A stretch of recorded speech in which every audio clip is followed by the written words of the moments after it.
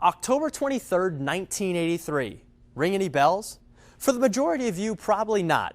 You'll probably remember December 7th, 1941, or September 11th, 2001. However, October 23rd, 1983 is just as significant in our country's history, as well as our Corps'. Many argue it's the day the War on Terror truly began. It was a Sunday morning, and just like many Sundays, the Marines were enjoying a couple extra hours of sleep during their deployment to Beirut, Lebanon. Dave Medeiros was a private first class who had just finished up his motor transport course. His final test was scheduled for Monday. I woke up at 6 a.m. on Sunday morning. We were in a GP tent, sleeping on cots, and I looked around, and I was like, man, all these guys are still sleeping. And probably for one of the first times in my life, I chose to go back to sleep versus eat, which is a rare occasion. I don't do that often. HM3 Mark Hakala was serving as a platoon hospital corpsman with Bravo Company, positioned on the southern end of the airport. I hadn't been to sleep for terribly long, and so I was pretty down and out. Major Bob Jordan was the Marine spokesman for the 24th Marine Amphibious Unit. He was with his crew in these fire truck bays not far from the BLT headquarters. About 6 o'clock, I woke up my normal time. I could see the sun shining through the bullet holes in the corrugated door of the fire bay door where we slept. So I rolled away from the door and pulled my Snoopy blanket up over me to catch a few more winks. Greetings to the families of Battalion Landing Team 1-8. Lieutenant Colonel Larry Gerlach, the commanding officer of 1-8, was in the BLT headquarters. It was both his command post and his barracks. Around 6:20 a.m., everything changed.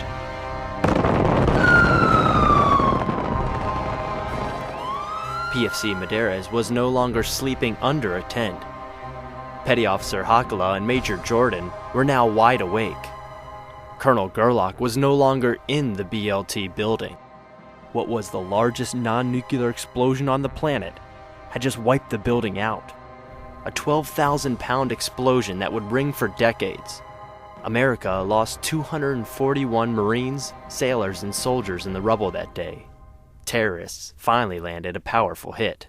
That's their playbook. They built their playbook over time.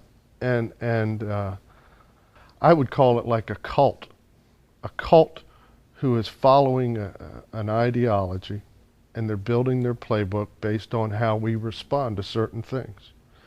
And I mean, they're taking notes. When the Marines pulled out in 1984, Osama bin Laden and many others were watching. They had tested us militarily. They had tested us spiritually. They had tested us politically. America's defensive playbook was rewritten, but the punches kept rolling. Khobar Towers in Saudi Arabia, USS Cole in Yemen, 9/11. The prevent defense prevents nothing. And if that's the posture we want to take in the United States, okay,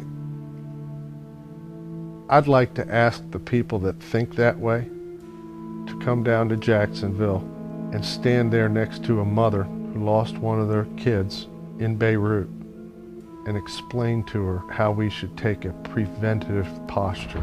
And that armed attack against the United States of America should With September 11th, the extremist agenda had an exclamation point, and the U.S. launched combat operations in what is now known as the Global War on Terror.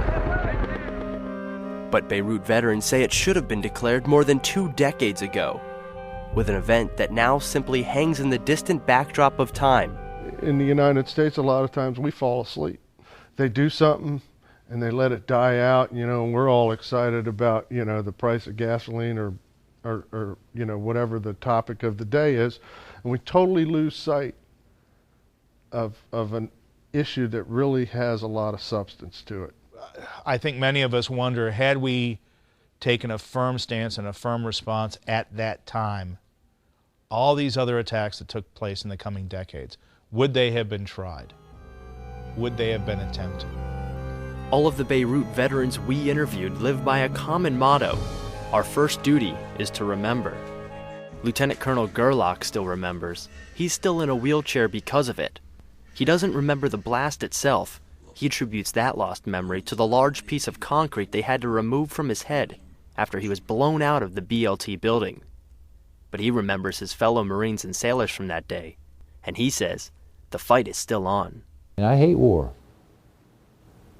but by damn, if we don't take a stand, just imagine what would have happened in World War II and how that would have turned out in all the other wars that have gone on.